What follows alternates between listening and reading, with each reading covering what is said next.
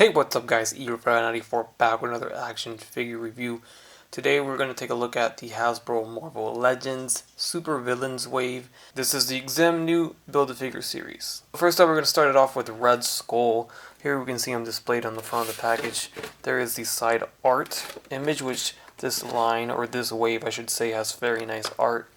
The back side we get the setup of figures for the rest of the wave, along with Xemnu, the Build-A-Figure on the left side there. The read-up on the right reads, "Emerging from the ashes of World War II, Johann Schmidt rose to become one of Captain America's greatest enemies, the Red Skull." So if you guys want to grab this set of figures, there's a link down below in the description to Big Bad Toy Store where you guys can pick up yourself a set. Alright, so here we go. Finally, a classic comic book version of the Red Skull, long overdue. Now, correct me if I'm wrong, I do believe this is a brand new sculpt or body mold in its entirety. Let me know down below. I don't remember seeing this with any other figure, but then again, I've missed a few figures, so I could have missed this. But this is a pinless body for sure. We got pinless elbows and pinless knees.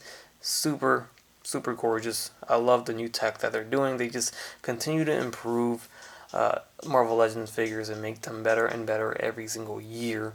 So Hasbro is just straight up killing it. So one thing I noticed right off the bat, because I'm right off the heels of reviewing the Disney Plus wave, is that this comic book supervillain wave comes with a lot more accessories than that Disney Plus wave. So I don't know what it is, and this actually comes with an actual Build-A-Figure, unlike the Disney Plus wave.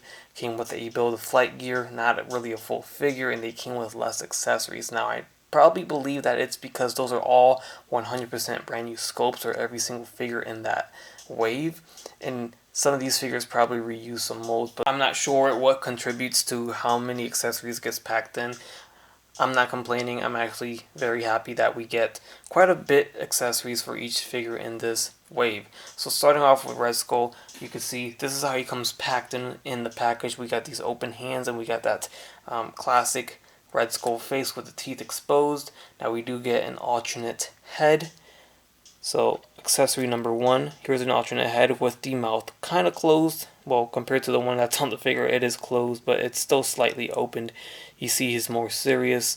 I really like this face. It's comic book, but it's very similar to the Red Skull that we know from the MCU, but it's not. So very nice alternate head for us to swap if you don't want to display it with that head right there. So going to the hands, once again, here are the first pair of optional hands. Is a pair of fists, so you can swap out those open hands for that, or you can swap them out for these kind of grabby open hands right here. So these are way more open than the ones on the figure. The ones on the figures are more to grip a weapon, and that weapon would be this Hydra pistol. It's a very futuristic looking gun, and it's got the Hydra logo on it. It's pretty cool. It's just all black. Then we get the Cosmic Cube. Same Cosmic Cube we've been getting all these years. Really don't need to change this at all. It's just a cube. So cool that we get that packed in. And that's everything that he comes with for the Red Skull. Then he does come with the head of Xemnu Build-A-Figure, which looks very nice. So I'm very excited to build this one. So we'll check that out 7 reviews later when we take a look at the Build-A-Figure. Alright, so here's a closer look at the Red Skull, and on my particular figure, it's pretty good. The painted teeth could be a little cleaner, but again, it's my particular figure, so that probably varies among figures. And the sculpt, though, the sculpt is phenomenal. I love the sculpt on this. Looks great. Here's the torso on the back. There's the Hydra logo patch on his bicep. And nothing else to it. This is very classic looking, so it's just the all green black belt, light green gloves, and then the brown boots right here. So there's a close look. Here's a close look at the alternate head attached to the figure, and that looks phenomenal as well. Sculpting is 10 out of 10. We have that barbell peg for the neck, and the well, I should say for the head, and the neck is a separate articulated piece. So we get that beautiful range of motion for the head completely there. You can look up and he can look down, left and right, head tilts galore, side looks very nice. Arms are going to go all the way around, forward and back, in and out. There is a bicep swivel. There is no butterfly joint. Here's our double jointed pinless elbows right there. We have a swivel at the wrist with a side hinge for that wrist and a side hinge for this wrist as well. Alternate hands come with regular hinges there. We have an ab crunch at the torso, waist swivel right there. We have T-jointed legs that will kick forward and back, in and out. We have thigh swivels. We have double jointed knees right there, and I should say double jointed pinless knees. And we have a shin swivel at the boot cut, ankle hinge going forward and back. There is a ankle rocker at the foot as well.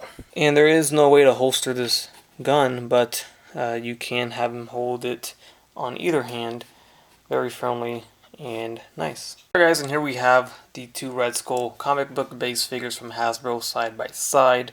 I believe, can't remember, this came from the Winter Soldier Captain America movie wave, because you know how they mix in some comic-based figures with movie figures sometimes. I believe it's from that wave. I could be completely wrong. Help me out here down below in the comments.